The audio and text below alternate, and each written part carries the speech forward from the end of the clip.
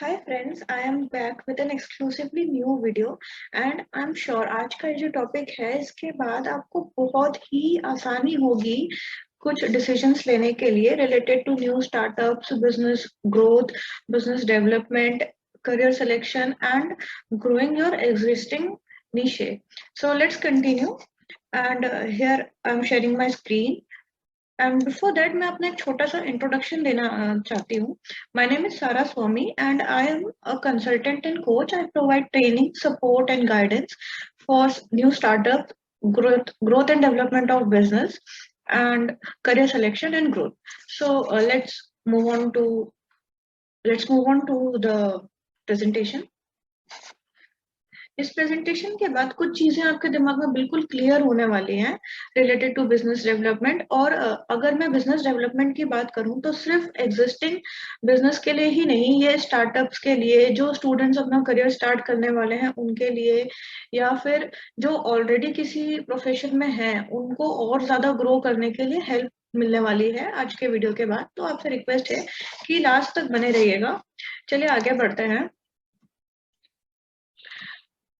Business development का मतलब क्या होता है? अब बिजनेस डेवलपमेंट का जो मीनिंग है वो सिर्फ एग्जिस्टिंग बिजनेस तक लिमिटेड नहीं है. अगर आप कोई नया स्टार्टअप करना चाहते हैं, कुछ नया स्टार्ट करना चाहते हैं किसी भी फील्ड में, तो फिर आपको आज बहुत ज्यादा हेल्प मिलने वाली है. अगर आप कंफ्यूज हैं कि मैं कैसे करियर सिलेक्शन करूं, क्या मेरे अंदर स्किल्स है, मैं उनको कैसे डेवलप करूं, कैसे समझूं कि मुझे क्या करना है अपने करियर से रिलेटेड, फ्यूचर से रिलेटेड, तो आपको सारे क्वेश्चंस के आंसर मिलने वाले हैं. तो बिजनेस डेवलपमेंट का जो मतलब होता है या फिर किसी भी सिचुएशन को एनालाइज करने का जो मतलब होता है, दैट इज एन अपॉर्चुनिटी. आप अपनी अपनी रिसोर्सेज को एनालाइज करते हो, आप अपॉर्चुनिटीज को एनालाइज करते हो कि जो आपका पर्टिकुलर बिजनेस है या स्किल सेट है या फिर ऑर्गेनाइजेशन है या स्टार्टअप है, वो कैसे आप ग्रो कर सकते हो. क्या आप अकेले उसको ग्रो कर सकते हो या फिर आपको जो एग्जिस्टिंग लोग हैं, बिजनेस हैं, ऑर्गेनाइजेशन है, उनके साथ पार्टनरशिप करनी होगी, या फिर कमर्शियल रिलेशनशिप्स बनाने होंगे.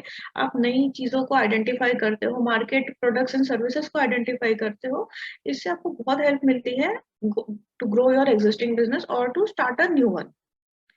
नाउ, क्या नीड होती है बिजनेस डेवलपमेंट की, क्या क्या जरूरत होती है? सबसे पहली जरूरत जो होती है गाइस किसी भी चीज के लिए, वो होती है प्लानिंग. बिना प्लानिंग के आप अपना दिन भी शुरू नहीं कर सकते हो. बिजनेस तो बहुत बड़ी बात है. फिर जो दूसरी रिक्वायरमेंट होती है, the very important requirement is identifying. अब let's discuss this in detail. Planning में आपको क्या प्लान करना है और कैसे प्लान करना है. प्लानिंग के लिए ना सबसे जरूरी होता है एक ब्लूप्रिंट, एक प्लान. अगर आपके पास एक प्लान ही नहीं है तो प्लानिंग का कॉन्सेप्ट ही बेकार है.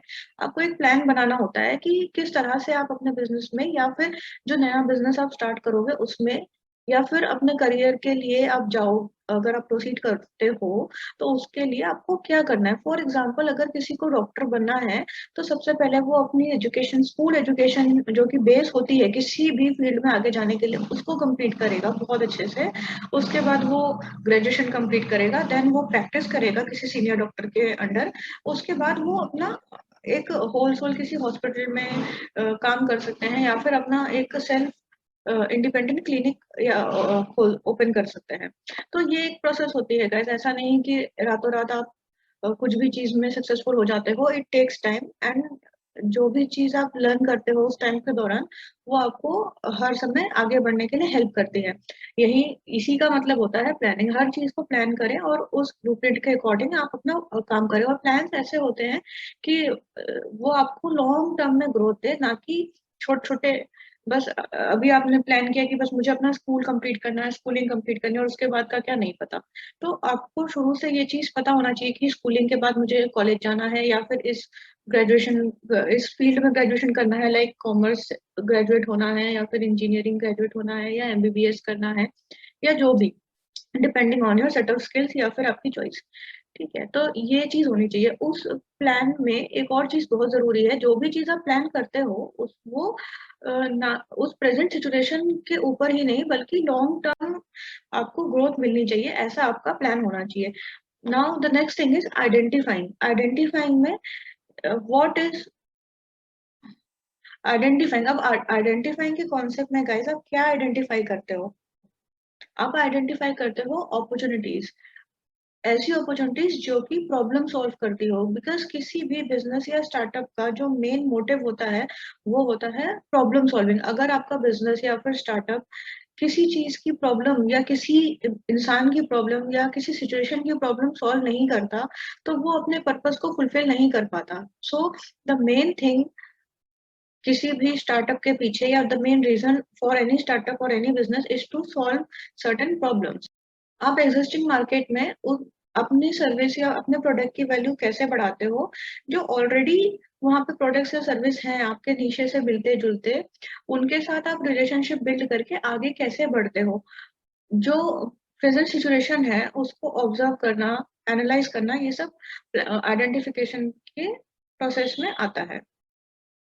नाउ अगर हम बिजनेस डेवलपमेंट के प्रोसेस की बात करें, तो बिजनेस डेवलपमेंट का प्रोसेस बहुत सारी चीजों से मिलकर बनता है।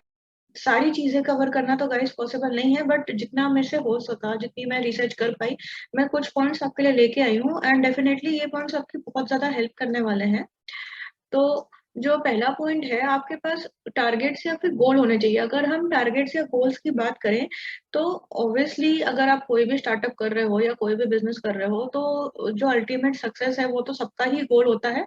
बट मैं जिन टारगेट्स या गोल्स की बात कर रही हूँ, वो पीरियोडिकल टारगेट्स या ग्रोथ है, पीरियोडिकल टारगेट्स या गोल्स है। फॉर एग्जाम्पल एक सर्विस प्रोवाइडर है, तो वो अपना मंथली गोल ऐसा सेट कर सकते हैं कि इस मंथ में मेरा टारगेट ये है कि किसी भी कस्टमर से मेरे को कोई कंप्लेंट्स नहीं आए, 0 कंप्लेंट्स मेरा टारगेट है।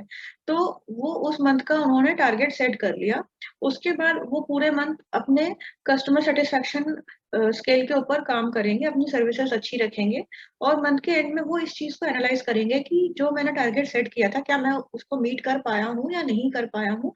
अगर मीट कर पाया हूँ, तो क्या स्ट्रेटेजीज मैंने यूज करी है, उसको नोट करेंगे, ताकि वो आगे भी उन चीज से हेल्प ले सके। अगर उन्हें थोड़ा बहुत मिस किया है, तो जो भी फीडबैक उनको मिला है वो उसके ऊपर वर्क करेंगे। तो ये होता है आपका टारगेट सेट करना। अगर आप ऐसे छोटे छोटे टारगेट सेट करके और उसको फुलफिल करते हो, उसको मीट करते हो अपने टारगेट्स को, जो भी फीडबैक आता है आप उसके ऊपर काम करते हो, उसको रिव्यू करते हो, एनालाइज करते हो, then ultimately you will achieve the bigger goal. The next thing is market segment. अब मार्केट सेगमेंट में सिर्फ कस्टमर फोकस या फिर कस्टमर तक रीच करना ही मार्केट सेगमेंट नहीं है, उसके अलावा भी कई चीजें आती है।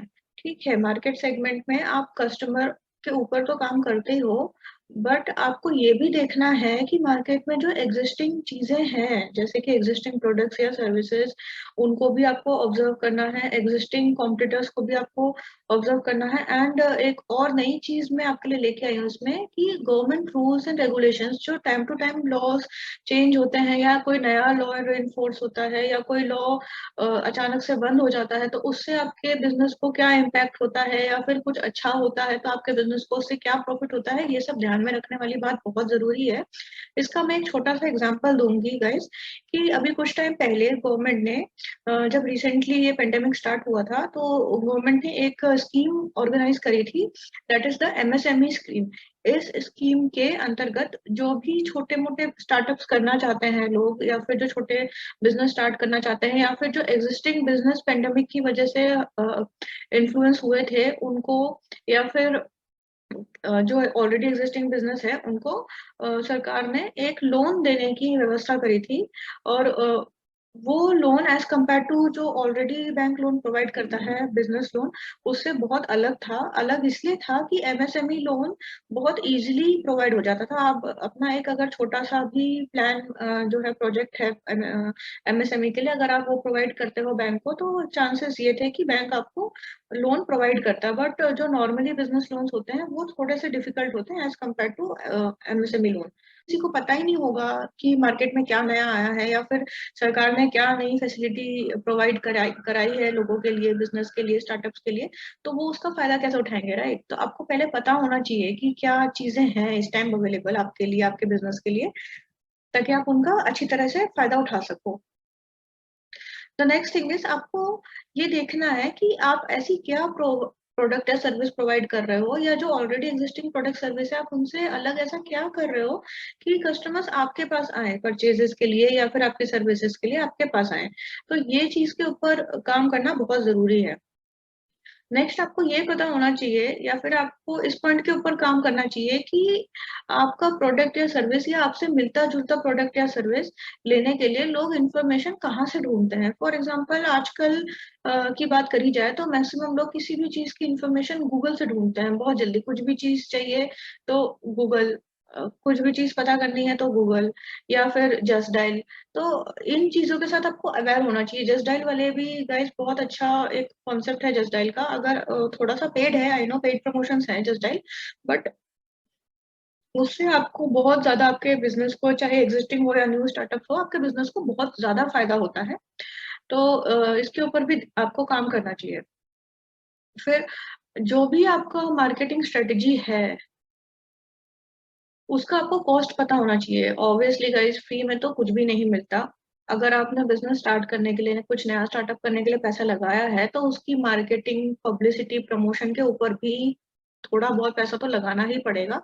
अब आपको ये डिसाइड करना है कि उसका कॉस्ट कितना होना चाहिए, कैसा होना चाहिए, और आपको कहाँ कहाँ पे यूज करना है। आपको इस चीज पे काम करना है कि आपके प्रोडक्ट्स या सर्विसेज के बारे में इंफॉर्मेशन, या फिर आपके बिजनेस के बारे में इंफॉर्मेशन, या आपके स्टार्टअप के बारे में इंफॉर्मेशन जो कस्टमर को मिलेगी वो कहाँ से मिलेगी। वो ऑलरेडी जो आपके नीचे से मिलते जुलते प्रोडक्ट सर्विसेज हैं या बिजनेस हैं उनके बारे में इंफॉर्मेशन वो कहाँ से कलेक्ट करता है, इस चीज के ऊपर आपको काम करना है। Then comes the cost of marketing. जो भी आपका काम है आपको उसकी मार्केटिंग तो करनी ही पड़ेगी, उसका प्रमोशन, पब्लिसिटी तो आपको करनी ही पड़ेगी। तो फिर आप उसकी पब्लिसिटी के लिए, मार्केटिंग के लिए, प्रमोशन के लिए कितना कॉस्ट आप डिसाइड करते हो एंड कैसे आप उसको स्पेंड करते हो, उस पे काम करना होता है। The next come is the next thing to keep in mind is कि आपके पास क्या सेट ऑफ स्किल्स हैं, और आपके स्टार्टअप को या बिजनेस को क्या स्पेशलिस्ट स्किल्स चाहिए, और इनमें से कौन सी स्किल ऐसी है जो आप खुद यूज कर सकते हो या आप खुद इनिशिएटिव दे सकते हो, और कौन सी स्किल आपको, कौन से स्पेशलिस्ट स्किल्स के लिए बाहर से जो है एम्प्लॉयज या फिर स्पेशलिस्ट हायर करने होंगे। ये भी आपको बहुत ज्यादा नोट करने वाला पॉइंट है। Reach large audience. अब आपको अपने बिजनेस के लिए या स्टार्टअप के लिए एक बड़ी ऑडियंस चाहिए।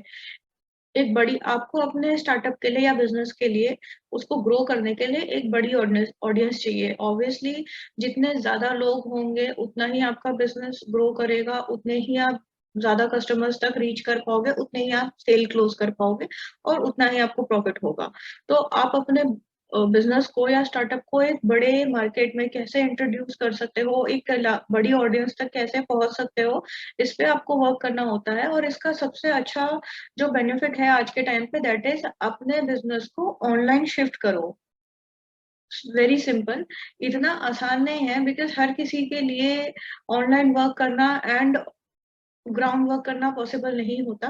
बट इसके भी कई सोल्यूशंस हैं। अगर आप खुद नहीं कर सकते हो तो आप इन चीजों के लिए जो ऑलरेडी क्वालिफाइड लोग कर रहे हैं इस प्लेटफॉर्म पर काम, उनको हायर कर सकते हो।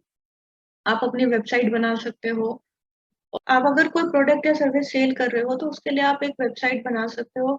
आजकल तो छोटे छोटे चीजों के लिए भी लोग वेबसाइट बना देते हैं बिकॉज ये कस्टमर रीच करने के लिए बहुत आसान होता है। कस्टमर आपकी वेबसाइट पर आएगा और आपके सर्विसेज देखेगा, क्या क्या आप सर्विस प्रोवाइड करते हो, क्या क्या प्रोडक्ट्स प्रोवाइड कराते हो अपने कस्टमर्स को।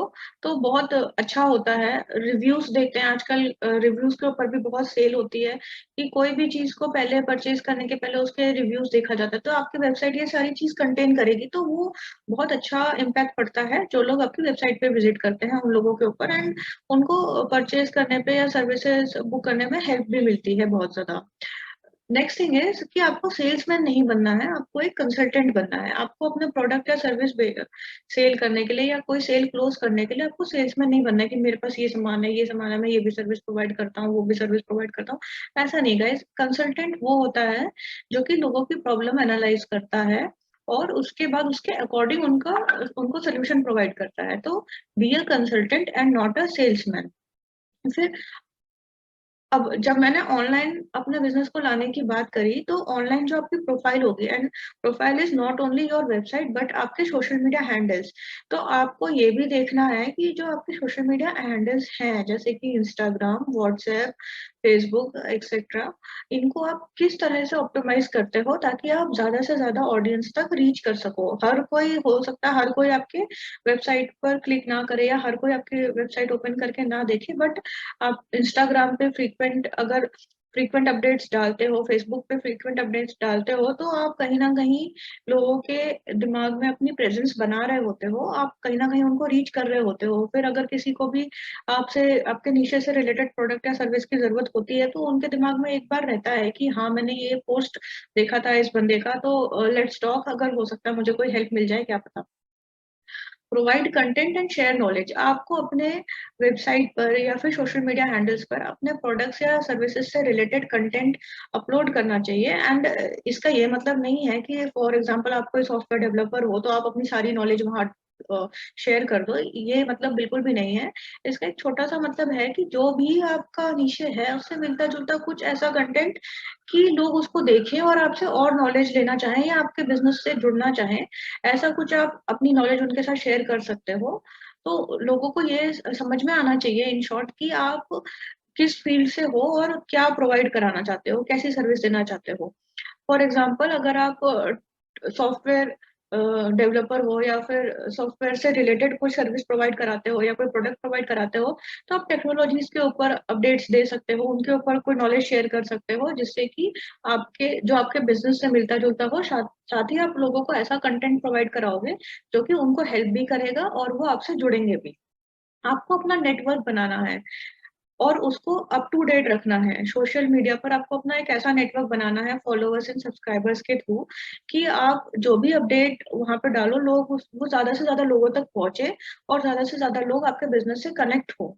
फिर जो एक बहुत इंपॉर्टेंट चीज यहाँ पर नोट करने की है, दैट इज आपको अपने कॉम्पिटिटर्स के ऊपर ध्यान देना है। आपको ऑब्जर्व करना है कि जो आपके कॉम्पिटिटर्स हैं, जो और आपकी तरह ही सेम प्रोडक्ट या सर्विस प्रोवाइड कर रहे हैं, वो कैसे काम कर रहे हैं, कैसे अपनी ऑडियंस तक रीच कर रहे हैं, क्या उनका काम करने का तरीका है, क्या उनका सेल करने का तरीका है। हर चीज पर आपको ऑब्जर्वेशन देना है, छोटा थोड़ा सा, और आप उस तरह से अपने बिजनेस में भी कुछ चीजें इम्प्लीमेंट कर सकते हो जो कि आपको अपना बिजनेस ग्रो करने के लिए हेल्प करे। वेबसाइट पर अपडेट्स से रिलेटेड हो, जो भी काम आप करते हो उस पर आपको कंसिस्टेंट रहना है। ऐसा नहीं कि आपने एक दिन कुछ नया चीज अपडेट कर दी और आपने 4 महीने तक कुछ भी अपडेट नहीं किया। गाइस, कंसिस्टेंसी तो बहुत इंपॉर्टेंट फैक्टर है किसी भी चीज में। ऐसा नहीं कि डेली आपको कुछ ना कुछ अपडेट करना है, डेली आपको कुछ ना कुछ चीजें पोस्ट ऐसा अपडेट करना है, ऐसा बिल्कुल जरूरी नहीं है, but at least twice in a week, thrice in a week तो आपको अपडेट करना ही चाहिए, ताकि आपकी कनेक्टिविटी आपके ऑडियंस के साथ बनी रहे। ऐसा नहीं कि वो भूल जाए कि हाँ, मैंने तो ये वीडियो इस टाइम देखा था, अरे बहुत दिनों के बाद इन्होंने अपडेट किया, ऐसा नहीं होना चाहिए। ओके, सो दैट्स ऑल आज के लिए। मैं, अगर आपको मेरा ये वीडियो अच्छा लगा है तो प्लीज इसको लाइक करिए, शेयर करिए, कमेंट करिए, एंड मेरे चैनल को जरूर सब्सक्राइब करिए।